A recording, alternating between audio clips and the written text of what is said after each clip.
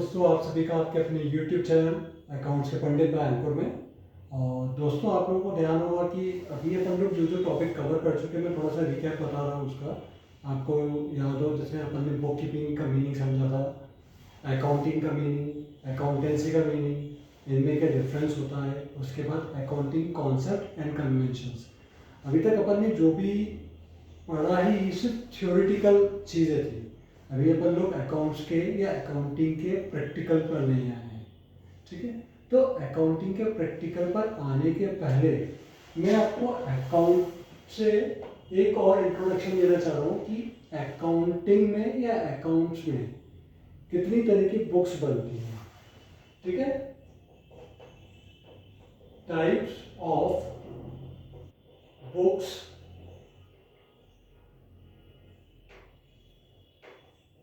And accounts to be maintained, ठीक है, कि अकाउंट्स में कितनी तरह की बुक्स या कितने तरह के अकाउंट्स बनाए जाते हैं, ठीक है। तो इसकी जो प्रोसेस है, एक्चुअल जो प्रोसेस है कि पहले कौन सी बुक्स बनती हैं, उसके बाद कौन सी बुक्स बनती है, उनको क्रोनोलॉजिकल ऑर्डर में बता रहा हूँ आपको मैं, सिक्वेंशियल वाइज में बता रहा हूँ। उसके बाद अपन उनके हिसाब से आगे की जो अकाउंटिंग है वो स्टार्ट करेंगे, अकाउंट समझेंगे। तो सबसे पहली चीज़ आपको ये ध्यान रखना है कि अकाउंट्स की जो स्टार्टिंग होती है वो होती है जर्नल से, ठीक है।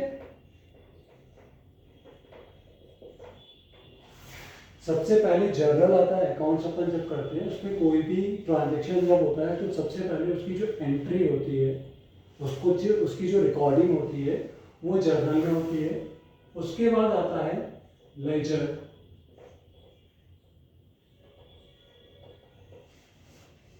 उसके बाद आता है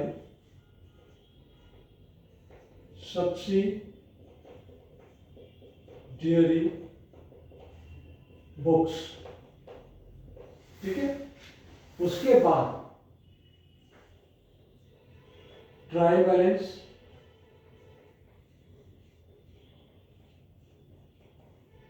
और पीबी, ठीक है। इसके बाद फिफ्थ नंबर पर आता है ट्रेडिंग एंड, चलो इसको ट्रेडिंग अकाउंट कर देता हूँ उनके नाम है। Sixth profit and loss account, and finally जो लास्ट में बनता है वो बनता है बैलेंस शीट, ठीक है। तो ये कुछ बुक्स के टाइप्स हैं जो हर एक बिजनेसमैन को, चाहे वो सोल प्रोप्राइटर में हो, चाहे पार्टनरशिप में हो, चाहे कंपनी में हो, चाहे एलएलपी यानी कि लिमिटेड लायबिलिटी पार्टनरशिप फर्म जो होती है वो हो, या चैरिटेबल ट्रस्ट हो, सोसाइटीज हो, जो कोई भी बिजनेस चला रहा है प्रॉफिट अर्न करने के मोटिव से या बिजनेस रन कर रहा है, उनको ये सारे काइंड्स की बुक्स बनानी ही पड़ती हैं। बिना ये बनाए आप फाइनली आपकी बैलेंस शीट नहीं बना सकते हैं, या अपन यूँ कहें कि आप फाइनली एक पर्टिकुलर ईयर के एंड में अपना प्रॉफिट एंड लॉस डिटरमाइन नहीं कर सकते हैं। पहले प्रॉफिट एंड लॉस डिटरमाइन होता है, उसके बाद बैलेंस शीट यानी कि आपकी पोजीशन फाइनली ये मालूम पड़ती है कि आपके पास कितनी एसेट्स हैं या कितनी लायबिलिटीज होती हैं। सबसे फर्स्ट वन जो होता है वो होता है journal, then ledger, then subsidiary books. Subsidiary books के बाद मैंने ड्राइंग लाइन्स के बीच में काफ़ी लंबा चौड़ा गैप दिया हुआ है, तो वो मैं बताना चाह रहा हूँ क्यों दिया हुआ है, ठीक है। फिर ट्रेडिंग अकाउंट बनता है, फिर पी&एल अकाउंट बनता है, फिर बैलेंस शीट बनती है। तो सब्सिडियरी जो बुक्स होती हैं इसके भी बहुत सारे टाइप्स होते हैं, ठीक है।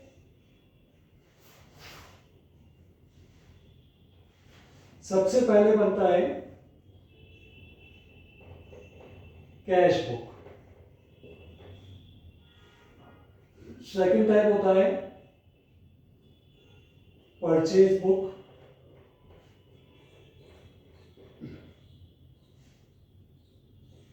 थर्ड वन होता है purchase return book, sales book,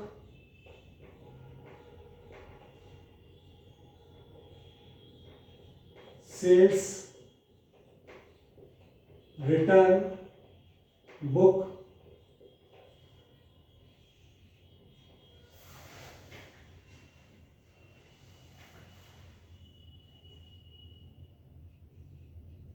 bill receivable book and bill payable book. ठीक है, जर्नल, उसके बाद लेजर, उसके बाद सब्सिडरी बुक्स। तो सब्सिडरी बुक्स का मतलब ये नहीं है कि आपको ये सभी टाइप्स की बुक्स बनानी है, जिन चीजों की रिक्वायरमेंट होती है वो बनानी पड़ती है। आप लोगों को ध्यान से ये रखना है, आप लोगों को याद हो तो मैंने आप लोगों को एक चीज बताया था कि अकाउंट और बुक, जिनके ट्रांजेक्शन ज्यादा होते हैं, जिस नेचर के ट्रांजेक्शन ज्यादा होते हैं, जो ट्रांजेक्शन एक ही चीज से रिलेटेड होते हैं, उनकी बुक बनाई जाती है। और अगर उनके ट्रांजेक्शन्स कम होते हैं, नंबर ऑफ ट्रांजेक्शन्स कम होते हैं, तो उनका अकाउंट बनाया जाता है। तो ये जो लेजर होता है, इसमें हमेशा अकाउंट्स बनाए जाते हैं। ये चीज आपको ध्यान रखनी है कि लेजर के अंदर अकाउंट्स बनाए जाते हैं, और सब्सिडरी बुक्स में कैश बुक होती है, परचेज बुक होती है, परचेज रिटर्न बुक होती है, सेल्स बुक होती है, सेल्स रिटर्न बुक होती है, बिल रिसीवेबल बुक होती है, बिल्स पेबल बुक होती है। इसके अलावा एक और होता है जिसको बोला जाता है जर्नल प्रॉपर, लास्ट वन होता है। ठीक है, जर्नल प्रॉपर। ठीक है, तो जरूरी नहीं है कि आपको ये सभी सातों तरह की बुक्स बनानी है, डिपेंड करता है नंबर ऑफ ट्रांजेक्शन्स पे। अगर परचेज आपके पास ज्यादा होती है, परचेज का नॉर्मली सभी को बुक रखनी ही पड़ती है, ताकि सिर्फ परचेज से रिलेटेड सारे ट्रांजेक्शन एक जगह हो जाएं, या सेल्स से रिलेटेड सारे ट्रांजेक्शन एक जगह पे हो जाए। अब एक चीज और ध्यान रखनी है आप लोगों को कि जो लेजर होता है, इसमें जो अकाउंट्स बनते हैं, आपको जैसे मैंने पहले भी बताया था कि नंबर ऑफ ट्रांजेक्शन अगर ज़्यादा हैं सेम नेचर के, तो बुक बनेगी, अदरवाइज अकाउंट बनता है। तो ये जो परचेज बुक है, या परचेज रिटर्न बुक है, या सेल्स बुक है, या सेल्स रिटर्न बुक है, इनके अकाउंट्स भी हो सकते हैं अगर नंबर ऑफ ट्रांजेक्शन्स कम है तो। अभी ज़्यादा है या कम है ये अपन लोग बाद में समझेंगे, क्योंकि ये टॉपिक थोड़ा सा अलग हो जाएगा, इसको मैं अलग से समझाऊंगा आप लोगों को। बस ये डिसाइड करना है कि भाई किसी बिजनेस में परचेज के ट्रांजेक्शन ज़्यादा होंगे या कम होंगे, ये एक दिन में डिसाइड नहीं हो पाता। लेकिन फिर भी जैसे सपोज करें कि कोई नया बिजनेस आपने स्टार्ट करा है, तो ऑब्वियस सी बात है उसमें ट्रांजेक्शन एक साथ बहुत सारे नहीं होंगे। एक दो साल आप रन करेंगे तो आपको अपने आप मालूम पड़ जाएगा कि भाई परचेज ज़्यादा हो रही है या सेल्स ज़्यादा हो रही है। तो अगर ऐसा होता है तो आप सेपरेट बुक बनाएंगे, अदरवाइज लेजर के अंदर ही अकाउंट्स बनते हैं। ठीक है, यानी कि कुल मिला के या तो परचेज अकाउंट बनेगा या परचेज बुक बनेगी। इसी तरह से या तो परचेज रिटर्न बुक बनेगी या परचेज रिटर्न अकाउंट बनेगा। इसी तरह से सेल्स बुक बनेगी या सेल्स अकाउंट बनेगा। सभी का ऐसे ही। इसी तरह से कैश बुक होती है, या तो कैश अकाउंट बनेगा, अगर अकाउंट बनेगा तो वो लेजर के अंदर बनता है, और कैश बुक बन रही है तो वो बुक सेपरेटली बनती है। ठीक है, अब ये जो कैश बुक होती है इसके भी वेरियस टाइप्स होते हैं। मैंने थोड़ी सी स्पेस कम छोड़ दी है, इसलिए मैं इसको यहाँ पर कवर कर रहा हूँ। आप लोग ध्यान दीजिएगा, कैश बुक के भी टाइप्स होते हैं, ये मैं यहाँ पर कवर कर रहा हूँ। ठीक है, मुझे लग रहा था कि वो कंप्लीट आ जाएगा उसमें, लेकिन ऐसा नहीं हो पाया। आप लोग जब अपने पास रिकॉर्ड करें, इसको राइट डाउन करें, तो आप लोग इसकी चार्ट को थोड़ा सा और नीचे लिखे, ये पहले कैश बुक कवर कर लीजिएगा। तो कैश बुक जो होती है वो भी चार टाइप की होती है। Single column cash book,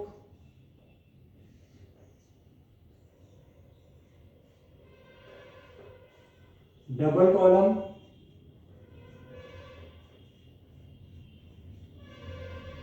cash book, CB मतलब cash book, triple column cash book and last one is petty cash book. ठीक है, अभी आप लोग ये सोच रहे होंगे कि भाई कैश बुक भी 4 तरह की है, तो ऐसा नहीं है कि आपको ये 4 तरह की बनानी पड़ेगी। डिपेंड करता है कि आपके बिजनेस का नेचर क्या है। अगर आपके बिजनेस का नेचर जो है ऐसा है कि जहाँ पर सिंगल कॉलम बनाने की ज़रूरत है तो वो बनाएंगे, डबल कॉलम की ज़रूरत है डबल कॉलम बनाएंगे, ट्रिपल कॉलम की ज़रूरत है ट्रिपल कॉलम बनाएंगे, अदरवाइज पैटी कैश बुक बनाएंगे। ठीक है, तो कुल मिला के कोई भी बिजनेसमैन जो number of books record maintain करता है वो डिपेंड करता है उसके बिजनेस के नेचर के ऊपर कि उसका बिजनेस जो है वो बहुत बड़ा है, करोड़ों का बिजनेस है उसका, या छोटा एक ठेले वाला है। ठेले वाला तो मैं सिर्फ एग्जाम्पल के लिए ले रहा हूँ क्योंकि ठेले वाले को बुक्स ऑफ अकाउंट्स बनाने की जरूरत नहीं होती है। नॉर्मली उन लोगों को बुक्स ऑफ अकाउंट्स बनाने की जरूरत होती है जिनकी इनकम टैक्स के हिसाब से 2.5 लाख या उससे ज़्यादा होती है, या आप अपना ये मान के चले कि भाई हमें प्रॉफिट अर्न हो रहा है तो हमें कितना अर्न हो रहा है। ठीक है, यानी कुल मिला के जिन लोगों को इनकम टैक्स भरने की जरूरत नहीं है वो बुक्स ना भी बनाए तो कोई दिक्कत नहीं है। ठीक है, तो नंबर ऑफ बुक्स बनेंगी सीक्वेंस में ऐसे ही, जर्नल बनेगा, देन लेजर बनेगा, देन सब्सिडी बुक्स बनेगी। तो सब्सिडी बुक्स में भी जिस बुक की जरूरत होगी वही बनेगी, सारी नहीं बनेगी। अभी बात आती है ट्रायल बैलेंस की। तो ट्रायल बैलेंस बुक नहीं होती, ये चीज ध्यान रखिएगा। बुक सिर्फ यहाँ तक ही होती है, सब्सिडी बुक्स तक ही होती है बुक्स। इसके बाद ये जो मैंने लिखे हुए trial balance, trading P&L account या बैलेंस शीट, ये बुक्स नहीं होती, ये सिर्फ स्टेटमेंट होते हैं। एक पर्टिकुलर डेट पर पोजीशन मालूम करने के लिए 1 पेज का, 2 पेज का या 3 पेज का स्टेटमेंट होते हैं, जिसमें इसके पहले के जितने भी ट्रांजेक्शन्स हैं उनकी एक शॉर्ट समरी तो नहीं बोलूँगा, सिर्फ एक फिगर, हर एक अकाउंट का लास्ट फिगर जो भी बचता है, रिमेनिंग बैलेंस जो होता है वो इनमें पुट आउट करा जाता है। यानी ट्रायल बैलेंस भी एक स्टेटमेंट जैसा है, 1 पेज का होता है। ट्रेडिंग एंड P&L जो होता है ये भी एक स्टेटमेंट टाइप का होता है। इसमें आपने साल भर में कितनी परचेज करी टोटल, कितनी सेल करी टोटल, और उसमें से आपने जो भी खर्चे करे उन सबका टोटल माइनस कर दिया जाता है। तो मोस्ट ऑफ ऑल ये 2 से 3 पेज तक का मैक्सिमम होता है ट्रेडिंग एंड P&L अकाउंट मिलाकर। देन बैलेंस शीट आती है। तो बैलेंस शीट मैंने आपको बताया था कि आपके पास एक पर्टिकुलर गिवन टाइम के एंड पर, यानी कि 1 साल के एंड में आपके पास आपके ऊपर कितनी एसेट्स या कितनी लायबिलिटीज अवेलेबल हैं वो पोजीशन बताता है, ये आपकी पोजीशन फाइंड आउट कराता है। तो ये भी 1 से 2 पेज का होता है, यानी ये बुक्स नहीं है।